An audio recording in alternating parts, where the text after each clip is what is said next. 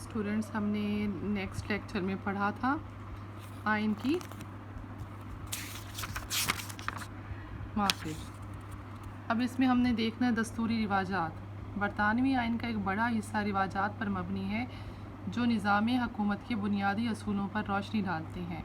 یہ رواجات اگرچہ قانون کی کتابوں میں نہیں پائے جاتے، تاہم انہیں ماہرین قانون اور مصنفین کی تحریروں سے اور کتابوں اور معاہدات کی دستاویزات میں دیکھا جا سکتا ہے۔ یہ رواجات برطانوی تاریخ کا بڑا اہم حصہ ہیں۔ میں نے آپ کو پچھلے اس میں بتایا تھا کہ جو برطانوی کانسٹیٹیوشن ہے وہ رواجات پر مبنی ہے، وہ تحریری طور پر نہیں ہے۔ یہ اور بات ہے کہ کچھ تحریری حصہ جو تھا انقلابات کے بعد تحریری طور پر درج کر دیا گیا۔ اب یہ رواجات کون کون سے ہیں؟ ہم یہ دیکھیں گے کہ تاجدار کابینہ کے اجلاس کی خود صدارت نہیں کرتا، بلکہ یہ فریضہ وزیر اعظم سر انجام دیتا ہے۔ اس رواج کا یہ فائدہ ہے کہ اس سے حکومت کی ذمہ داریوں کا ارتکاز واضح طور پر کابینہ میں ہو گیا۔ وزیر اعظم اور وزیر خزانہ کا انتخاب دارالعوام میں کیا جاتا ہے۔ تاجدار ہمیشہ دارالعوام میں اکثریت والی جماعت کا قائد کو کابینہ کی تشکیل کی دعوت دیتا ہے۔ پارلیمنٹ کی برخاستہ کرنے اور نئے انتخابات کے انعقاد سے متعلق وزیر اعظم کے دیے ہوئے مشورے کو تاجدار رد نہیں کرتا۔ واضح ہے کہ وزیر اعظم ایسا مشورہ عموماً ایسی صورت میں دیتا ہے جب دارالعوام میں کابینہ کے خلاف عدم اعتماد کی تحریک پاس ہو جائے۔ کابینہ اس وقت تک برسر اقتدار رہتی ہے جب تک اسے دارالعوام کی اکثریت کا اعتماد حاصل رہے، بصورت دیگر یہ مستعفی ہو جاتی ہے۔ تمام وزراء اجتماعی حیثیت سے دارالعوام کو جواب دہ ہوتے ہیں۔ اگر کسی ایک وزیر کے خلاف عدم اعتماد کی تحریک پاس ہو جائے تو پوری وزارت کو مستعفی ہونا پڑتا ہے۔ پارلیمنٹ کا اجلاس سال میں ایک مرتبہ منعقد ہونا ضروری ہے۔ مزید برآں پارلیمنٹ کے اندر تمام مسودات کو قانونی شکل دینے کے لیے 3 خواندگیاں کی جاتی ہیں۔ دارالعوام کا اسپیکر اجلاس کے دوران پوری طرح غیر جانبدار رہتا ہے، نہ تو وہ بحث اور تمہیز میں حصہ لیتا ہے، نہ ہی ووٹ کا استعمال کرتا ہے۔ تاہم ایوان میں جب ووٹوں کی تقسیم مساوی ہو جائے تو کسی فیصلے پر پہنچنے کی خاطر فیصلہ کن ووٹ کا استعمال کرتا ہے۔ دارالعوام جب عدالتی حیثیت سے اپنا انعقاد منعقد کرتا ہے تو اس میں صرف امراء برائے قانون ہی شرکت کرتے ہیں۔ تمام مالیاتی مسودات کا آغاز دارالعوام میں ہوتا ہے۔ تاج کے تمام ملازمین پر انہیں عدالتوں میں مقدمہ چلایا جاتا ہے جس میں عام شہریوں کے مقدمات کا فیصلہ ہوتا ہے۔ وزیر اعظم تاجدار کو کابینہ کے اہم فیصلوں سے باخبر رکھتا ہے۔ مزید وہ تاجدار اور حقیقی انتظامیہ کے درمیان رابطے کا ذریعہ ہوتا ہے۔ وزیر اعظم ایوان میں قائد حزب اختلاف کے ساتھ افہام و تفہیم کے ساتھ اجلاس و پروگرام مرتب کرتا ہے۔ سیاسی مقتدر اعلیٰ کی بالادستی یعنی کہ رائے عامہ بھی در حقیقت رواجات کا ہی نتیجہ ہے، کیونکہ قانونی اعتبار سے عدالتی سیاسی اقتدار کو تسلیم نہیں کرتا۔ یہ جتنے بھی ہم نے رواجات پڑھے ہیں یہ وہاں کا حصہ ہیں۔ وہاں ان کو پتہ ہے کہ وزیر اعظم نے کیا کرنا ہے، تاجدار نے کیا کرنا ہے، کابینہ نے کیا کرنا ہے۔ جو ان کے فرائض ہیں وہ تحریری طور پر نہیں ہے، لیکن ایک رواج ہے، اس رواج کے مطابق وہ فرائض سر انجام دیتے ہیں۔ قانون میں اور رواجات میں فرق کیا ہے؟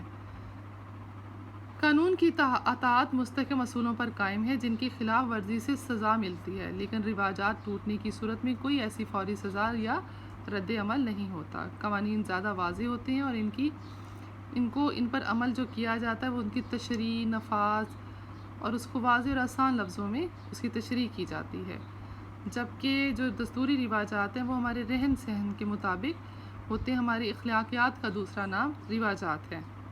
اصولی طور پر قوانین کی نشو و نما نہیں ہوتی ہے، بلکہ ان کی تدفین کسی خاص وقت پر شعوری طور پر کی جاتی ہے، لیکن سیاسی رواجات تدریجی نشو و نما کے باعث مستحکم ہوتے ہیں۔ قانون کے تحت کسی بھی رواج کو ختم کیا جا سکتا ہے، لیکن رواج کسی قانون کی تصنیف کا مجاز نہیں ہے۔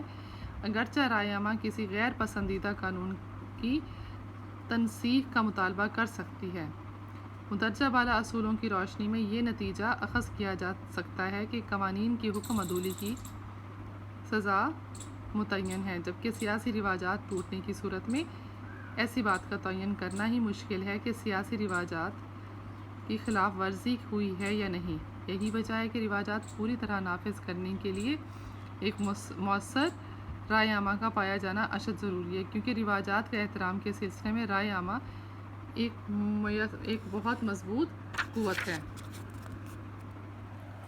اچھا، یہاں اب ہم نے یہ دیکھنا ہے کہ سیاسی رواجات کی ہم اطاعت کیوں کرتے ہیں۔ دستوری رواجات کو برطانیہ کے آئینی نظام میں ریڑھ کی ہڈی کی حیثیت حاصل ہے۔ ان کی خلاف ورزی کی صورت میں دستوری نظام میں پیچیدگیاں پیدا ہو جائیں گی اور برطانوی معاشرہ اپنی روایتی قدامت پرستی کے باعث ان کی اطاعت پر مجبور ہے۔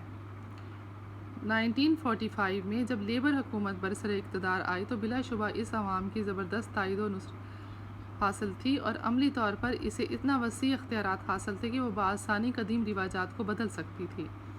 لیکن مخصوص نظریے کی حامل ہونے کے باوجود لیبر حکومت نے بھی رواجات کو توڑنے کی جرات نہ کی۔ بقول دستوری روایات کا احترام اس لیے کیا جاتا ہے کہ انہیں مقدس اصولوں کی حیثیت حاصل ہوتی ہے۔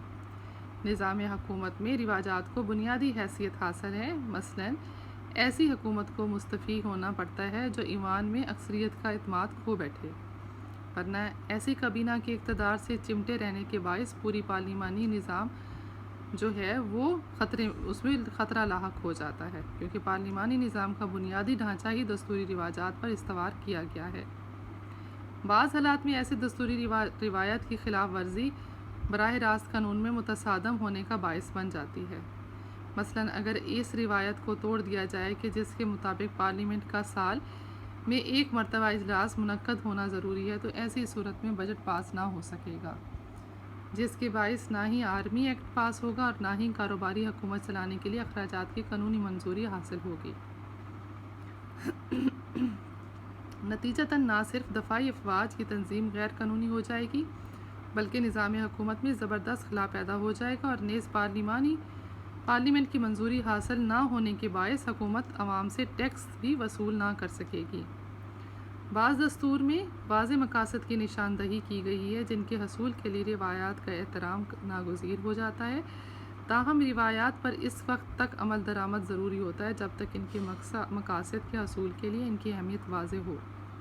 لیکن جب ان کے مقاصد میں ہی بنیادی تبدیلی واقع ہو جائے تو متعلقہ رواجات کو بھی ترک کیا جاتا ہے، اگرچہ قانون سلسلہ یہی اصول بیان کیا جاتا ہے، لیکن کسی رواج کو ترک کر دینے کا طریقہ کار بڑا غیر واضح ہے۔